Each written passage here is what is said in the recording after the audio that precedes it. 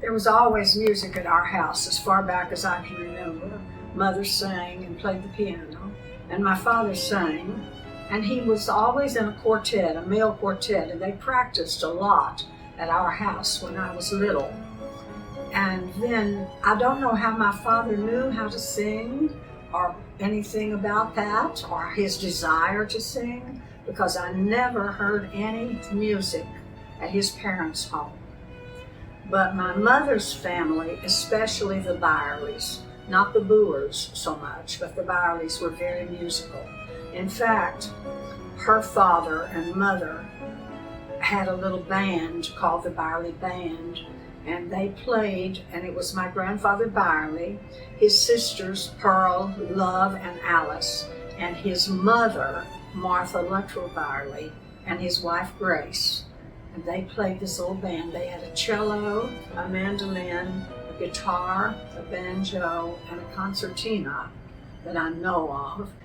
It was not professional in any way that I know of, but they got together and played. And so that whole family, the Byerleys, were very musical. And our father taught us to sing, especially me and Virginia, and she always got to sing soprano, and I always had to sing alto. When I was real little, I wasn't aware it was alto until we would put it together. He would teach me my part, and then when we would start to sing, I realized that she was singing the part, but I could stay on the alto part. Before I went to school, I could do that. I got in trouble one time. We were singing at an occasion, and I got to looking out the window. There was some cows out there that were very interesting, and I forgot the words. And Daddy was very upset with me that I didn't concentrate on my music that day. But we were always very musical. After we moved down and lived with the Byerleys, I remember if somebody died and they needed music for a funeral, they would just call, and Granddaddy Byerley and Grandmother Byerley and Mother and Daddy could make a quartet. And they would often sing at funerals for relatives or people who didn't know anybody and needed music, and they would sing for that. And my father also went around to rural churches and held singing schools, and he would take us with him, and that helped him beef up the group. And he taught by shaped notes. At that time you could buy hymn books, and all the music was in shaped notes. And that means that you have the octave, do, re, mi, fa, sol, la, ti, do, and each note has a different shape. And if it goes above that octave, then you have marks that indicate up and marks that indicate below. And it was very easy once you memorized those symbols and you had the pitches of the steps and half steps in the octave in your mind, you could sight read a song. And so he would go into these churches and work with their choirs, and they would work a little bit on just solfege, singing the intervals from do to mi, do to fa, do, sol, and then they would start out and they would learn a brand new hymn in 4 parts. And it was an exciting time. And my father was a lot like older people, I guess. He was a little contrary, and he was very upset if he got a piece of music that didn't have shaped notes in it. In fact, he would refuse. He'd say, I can't sing this. And so Virginia was my older sister, we would sit down and write in the shaped notes for him so that he could sing. And I know that he was smart enough that he could learn to sing, but he would say, it's all soul. Soul was a round circle.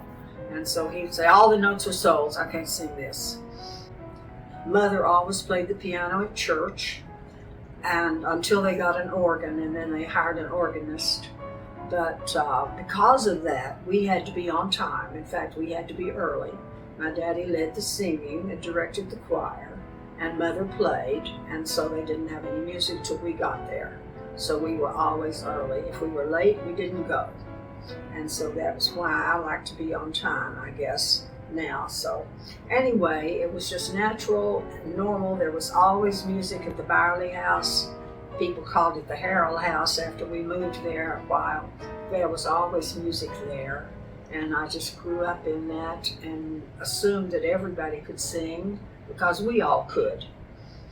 And I still think it's true. People who grow up hearing music develop an ear for it, and it's much easier. But I think everybody can be taught to sing if they start early enough.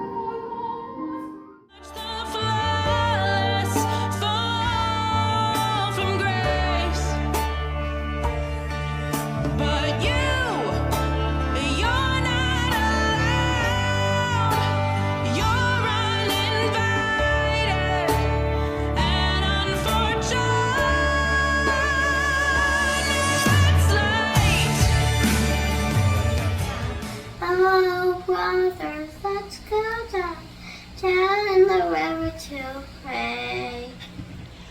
When I go down in the river to pray, studying about that good old way, and who shall wear the starry crown? Good Lord, show me the way. Oh, brothers, let's go down, let's go down, come on down. Oh, brothers, let's go down, down in the river to pray.